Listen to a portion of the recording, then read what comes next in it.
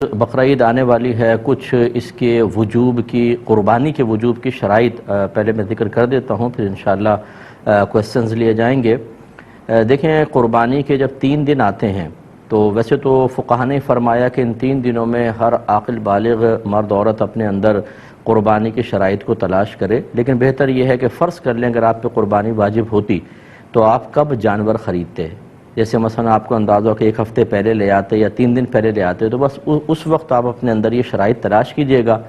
گھر کے جس فرد میں یہ شرطیں جمع ہوں گی اس پر عید الاضحیٰ کی قربانی کرنا واجب ہوگا۔ ہمارے یہاں عمومی طور پہ یہ دیکھا ہی نہیں جاتا، بس ابا جان قربانی کر رہے ہیں وہی کرتے چلے جاتے ہیں۔ بعض اوقات گھر والوں کے اندر ایک راؤنڈ لگتا ہے کہ اس سال والد صاحب کی قربانی، اگلے سال والد صاحب نہیں کریں گے، امی کی طرف سے ہوگی، پھر وہ نہیں کریں گے تو دادی جان کی طرف سے ہوگی۔ اسی طرح بعض لوگ کوسچنز کرتے ہیں کہ ہم پہلی مرتبہ قربانی کر رہے ہیں تو سنا ہے کہ نبی کریم صلی اللہ علیہ وسلم کی جانب سے پہلی قربانی کرنی چاہیے۔ اسی طرح بعض لوگ یہ سمجھتے ہیں کہ پہلے والدین کی طرف سے ہوگی پھر ہم قربانی کرنا شروع کریں گے۔ یہ سب خیالات ٹھیک نہیں ہیں۔ پہلی بات یاد رکھیے گا کہ جس میں قربانی کی شرائط ہیں اس پہ قربانی واجب ہے، اسے تو اپنی طرف سے کرنی ہی ہوگی۔ تو یہ ہو سکتا ہے کہ والدہ میں قربانی کے شرائط جمع ہوں، والد میں نہیں، تو ان پہ قربانی واجب نہیں ہوگی، والدہ پر ہوگی۔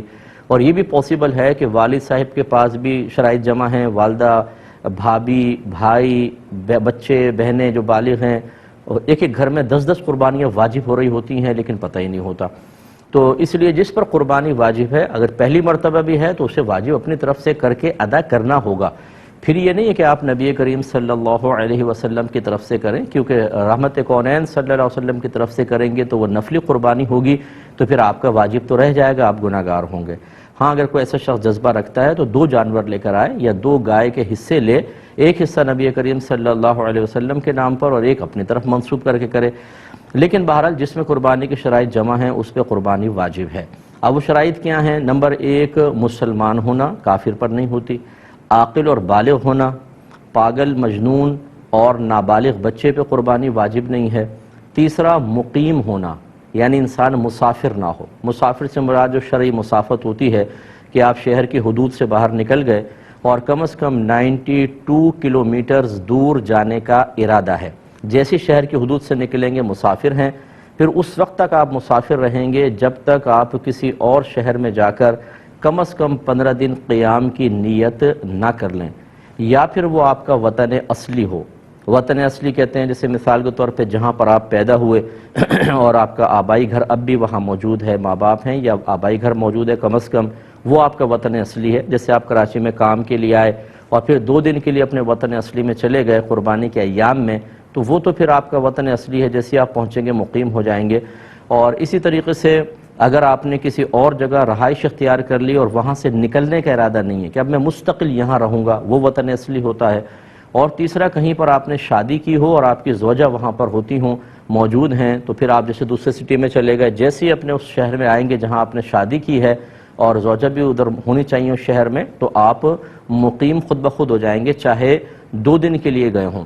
لیکن اس کے علاوہ اگر کوئی ہے، ان تینوں چیزوں کے علاوہ، تو کم از کم 15 دن کی نیت کریں گے تو مقیم ہوں گے، ورنہ مسافر رہیں گے۔ تو مسافر پہ قربانی واجب نہیں ہوتی ہے، مقیم پر واجب ہوتی ہے۔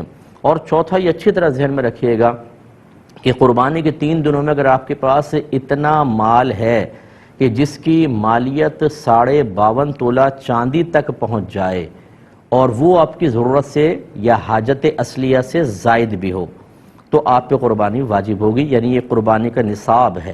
52.5 تولہ چاندی تقریباً آج کل 45,000 50,000 کا حساب کر لیں آپ، بس اتنا اگر اماؤنٹ آپ کے پاس ہے اور آپ کی ضروریات زندگی سے زائد ہونا چاہیے۔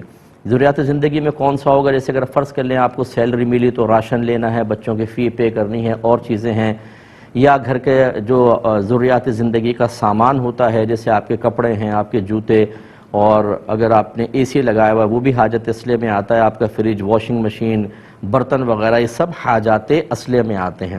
اسی طرح آپ کا ذاتی مکان، یہ حاجت اصلیہ میں ہے۔ اس سے فالتو کوئی بھی سامان ہو کہ جو آپ نے جو آپ کی ضروریات زندگی سے زائد ہے یا پھر سونا چاندی کی شکل میں ہے، تو وہ اس پہ قربانی واجب ہوگی۔ لہذا اب آپ کو دیکھنا یہ ہوگا، مثال کے طور پہ اگر کسی بہن کے پاس 1 تولہ سونا ہے تو یقیناً 52.5 تولہ چاندی تک اس کی قیمت پہنچتی ہے، تو ان پر قربانی واجب ہوگی۔ یہ زکوٰۃ کے نصاب کو نہ دیکھیے گا، اس میں یہی لکھا ہے کہ اگر کسی کے پاس بھی کسی بھی قسم کا مال ایسا ہو جو حاجت اصلیہ سے زائد ہو اور اس کی مالیت 52.5 تولہ چاندی تک پہنچ جائے تو اس شخص پہ قربانی واجب ہے۔ لہٰذا یہاں تک فقہا نے لکھا ہے، مثال کے طور پہ اگر آپ نے کوئی مکان کرائے پہ چڑھایا ہوا ہے تو وہ تو آپ کی ضرورت سے زائد ہے نا، تو اس مکان کی بھی مالیت کا حساب ہوگا، قربانی واجب۔ اسی طریقے سے اگر آپ کا ذاتی مکان آپ رہ رہے ہیں، اس میں 6 کمرے ہیں، 4 یوز ہوتے ہیں، 2 کمرے بالکل بند پڑے ہوئے ہیں، ان 2 کمروں کی قیمت کا بھی حساب کیا جاتا ہے۔ اسی طرح آپ کے وہ کپڑے جو آپ پہنتے نہیں ہیں، چھوڑ دیے، جیسے بہنوں کے شادی کے ہوتے ہیں، ایک سوٹ صرف شادی کے ٹائم میں پہنا جاتا ہے، پھر ایسے فالتو پڑا ہوا ہے، اس کی قیمت کا بھی اعتبار ہوگا، یعنی جو بھی حاجت اصلیہ سے زائد۔ اسی طریقے سے اگر آپ نے BC بھری ہوئی ہے اور ابھی آپ کی نکلی نہیں تو سمجھ لیں وہ آپ کا قرضہ آپ نے دیا ہوا ہے، اس کی مالیت کا بھی حساب ہوگا۔ اسی طرح کسی کو قرض دیا ہوا ہے آپ نے، اس کی مالیت کا بھی حساب ہے۔ تو خلاصہ کلام یہ ہے کہ قربانی کے دن جب قریب آ جائیں تو آپ یوں کریں، جتنا آپ کا سونا ہے اس کی قیمت نکلوا لیں، چاندی کی قیمت نکلوائیں، جتنا کیش روپیہ پڑا ہے وہ بھی، پرائز بانڈ ہوں، شیئرز ہوں، سیونگ سرٹیفکیٹس آپ نے لے کے رکھے ہیں، ان سب کی قیمت اس میں ایڈ کر لیں۔ اس کے علاوہ آپ نے اگر BC دی ہے اور ابھی نکلی نہیں، وہ آپ کا قرض ہے سمجھ لیں، اسے بھی ایڈ کریں۔ کسی کو ویسی قرض دیا ہوا ہے وہ بھی اس میں ایڈ کر لیں اور اس کا ٹوٹل نکال لیں۔ ٹوٹل نکالنے کے بعد پھر آپ یہ ضرور دیکھیے گا کہ کیا اس میں سے کچھ ایسا پیسہ ہے جو مجھے فوری طور پہ گھر میں خرچ کرنا ہو، یا پورے مہینے میں جیسے بجٹ کا ہوتا ہے آپ یوٹیلیٹی بلز کے لیے اور راشن وغیرہ کے لیے رکھتے ہیں، اسے اس میں سے مائنس کر دیں۔ اس کے علاوہ ہر وہ قرضہ جو اس منتھ میں آپ کو فوری طور پہ ادا کرنا ہے، جیسے کوئی انسٹالمنٹ دینی ہے آپ نے، یا کسی کا قرضہ لیا ہوا اور وہ کبھی بھی مطالبہ کر سکتا ہے، ایسا کوئی قرضہ جس کی کوئی میعاد وغیرہ مقرر نہ ہو، اس سب کو بھی اس میں سے مائنس کر دیں۔ اب جو باقی بچے دیکھیں، اگر وہ 52.5 تولہ چاندی کے برابر پہنچ جاتا ہے تو بس پھر ٹھیک ہے، آپ پہ قربانی واجب ہے، ورنہ نہیں ہے۔ سوری۔ اسی طریقے سے آپ نے ان تمام چیزوں کو ایڈ کیا، قرض باہر نکالا، آپ نے کوئی مکان کرائے پہ دیا ہوا ہے، دکان کرائے پر دی ہوئی ہے، یا آپ دکان چلاتے ہیں، وہ دکان آپ کی حاجت اصلیہ سے زائد کے لائے گی، اس کی قیمت ایڈ کریں گے تو قربانی بن جائے گی۔ اس طریقے سے ہر گھر کا فرد قربانی کا حساب کرے۔ اچھا، جب اس قسم کے مسائل لوگ سنتے ہیں، چونکہ اس میں خرچہ ہوتا ہے، تو کہتے ہیں یہ تو ہم نے آج تک نہیں سنا تھا، پتہ نہیں کہاں سے مسائل نکال کر لے آئے۔ تو ہماری صحت پہ کوئی فرق نہیں پڑے گا، ہمارا کام ہے آپ کو سمجھانا۔ اگر آپ ایک ایسے ماحول میں رہے کہ جہاں آپ کو کسی نے یہ مسئلے نہیں بتائے تو وہ بتانا نہ بتانا وہ چھوڑ دیجئے، ہمارا کام تھا ان مسائل کو سیکھنا۔ اگر ہم ایسے ماحول میں تھے کہ جہاں کوئی بتانے والا نہیں تھا، یا ہم نے علماء سے کوئی کانٹیکٹ ہی نہیں رکھا، یا ہم کوئی دینی پروگرام ہی نہیں دیکھتے ہیں، ہمارا موبائل ریموٹ کنٹرول ہاتھ میں ہوتا ہے، ہر قسم کا سپورٹس کا چینل، فلم کا چینل، دیگر چینل چلتے ہیں، لیکن جب دینی چینل آتے ہیں تو ہم ان پروگرامز کو نہیں دیکھتے، تو اس میں کسی کا قصور نہیں۔ یہ وہ مسائل ہیں جن کا سیکھنا ہر عاقل بالغ مسلمان مرد و عورت پر لازم قرار دیا گیا ہے۔ اگر آپ نہیں سیکھیں گے اور لا علمی کی وجہ سے کوئی ایسی کوتاہی ہوئی ہے تو آپ قابل گرفت ہیں، بروز قیامت اللہ کی بارگاہ میں حساب دینا ہوگا۔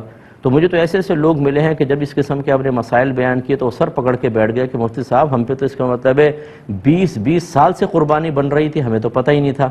تو بھئی نہیں پتہ تھا تو کریں۔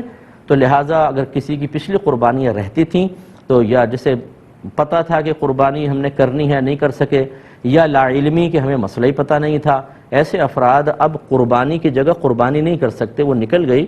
اب ایک قربانی کی قیمت صدقہ کر دیں، یا تو بکری کی قیمت کر دیں بکرے کی، اور یا پھر ایک کم از کم ایک گائے کا حصہ جو معتدل قسم کا ہو، یوں نہیں کہ 4-5 ہزار آپ نے خرچ کر دیے، بے 4-5 ہزار میں 7 چوک 28 ہزار کی گائے کیسی آئے گی؟ 7 حصے ہو سکتے ہیں تو کیسی گائے آئے گی؟ اچھی تھوڑی سی درمیانی